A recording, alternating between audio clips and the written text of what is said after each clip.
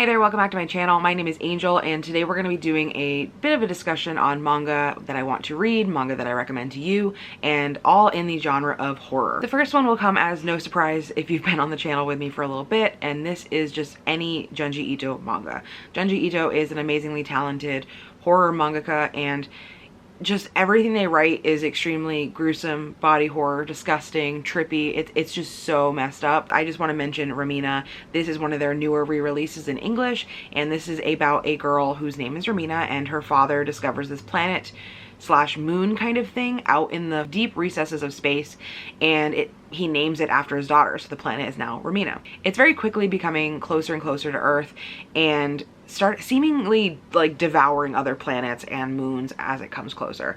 And people start to freak out. They start to blame Romina because of course it's Romina's fault because she has the same name as the planet. It's almost like a witch hunt out for Romina. You quickly start to see the terrible things that people will do in order to save themselves in an apocalyptic, like an active apocalypse scenario. Probably one of the first horror manga series that I started years ago was Ajin, and I believe it's still ongoing, and I have definitely not caught up with the most recent ones.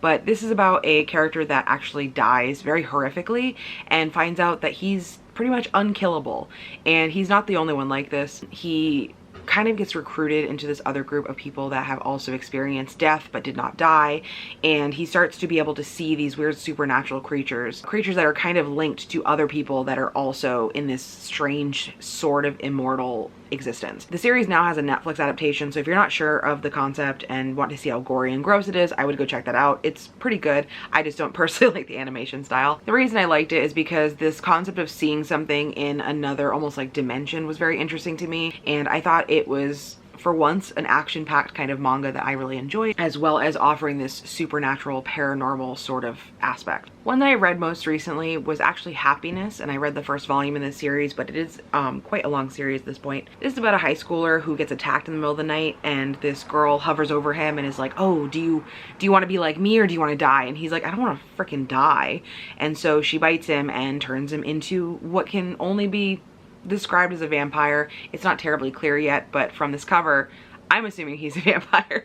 And you see him just like go back to school and try to live a normal life because now he is living, but he's starting to have these urges and he's starting to become a lot more aggressive when certain things happen. And so you're seeing this very slow transformation while also having like little bits of gore and horror sprinkled in throughout this just normal vampire paranormal story. And I really enjoyed it because it was seemingly more tamed down than some of the other horror manga that are out there. I feel like sometimes they go a little heavy-handed on the blood and gore and body horror when there are just scary aspects without just being right in your face with blood. So I did like this one quite a lot. The last one that I would recommend that I have read, and I would heavily recommend you go watch my video on it, is Mad. This one is I believe the first part in a duology. I only read the first one so far, and this is about a teenager who has some very dark, borderline like serial killer tendencies, and he decides to summon a demon so that he can literally eat it because he wants to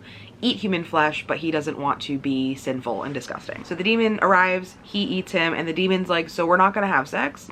Like, it's kind of one of those books. This is definitely a yaoi BL book, but there is some disgusting body horror here. It's on the cusp for me of being like too much, you know? It's a very messed up story. I would recommend going to watch my vlog because I talk about it more in detail, and you can kind of see like the breadth of the story itself. Another one that I read for a vlog that hasn't come out yet is Coyote, and this one is another BL yaoi book about these two characters, one of whom is a werewolf and the other one is part of this syndicate group that wants to kill all the werewolves in this town. And you see them almost like star-crossed lovers because they develop this very I want to say it's mutually beneficial, but I'm not 100% sure, relationship. And then you're also seeing like a lot of action with this group trying to hunt down the werewolves in this town. So for a few stories that I have not read yet but are really high on my TBR, one I most recently bought, and this is Zom 100. This is an apocalyptic zombie type of manga where this character, I believe, is in his like mid-20s, and now that he's in the zombie apocalypse and he's survived technically, he has this bucket list of 100 things he wants to do before things really hit the fan for him.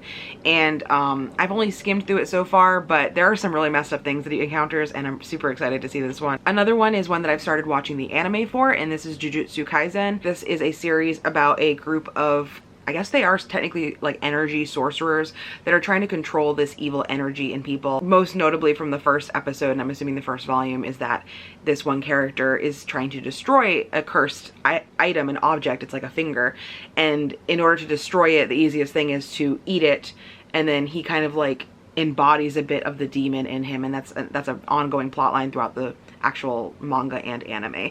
And I'm really excited to read this one because the characters in it are often like fan cammed and stuff on Twitter, and so I'm seeing them constantly in media, especially right now where the show is really blowing up. So I am excited to hop into this manga at some point and see what it's all about. It is that demonic evil energy kind of presence horror. Another one I would love to read is Drifting Classroom. Junji Ito is noted taking a lot of inspiration from this mangaka, even going as far to write Dissolving Classroom, which is a very gross, messed up horror manga.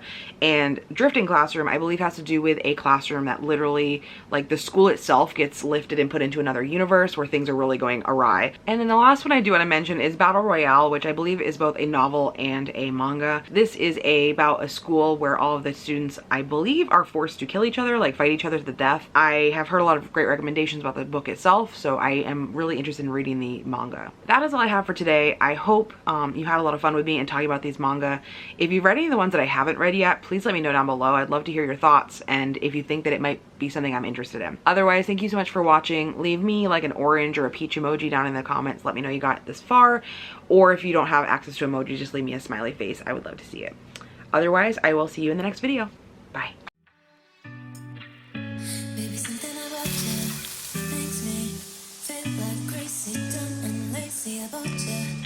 Makes me check out on my phone. Baby, something about you makes me feel like crazy, dumb.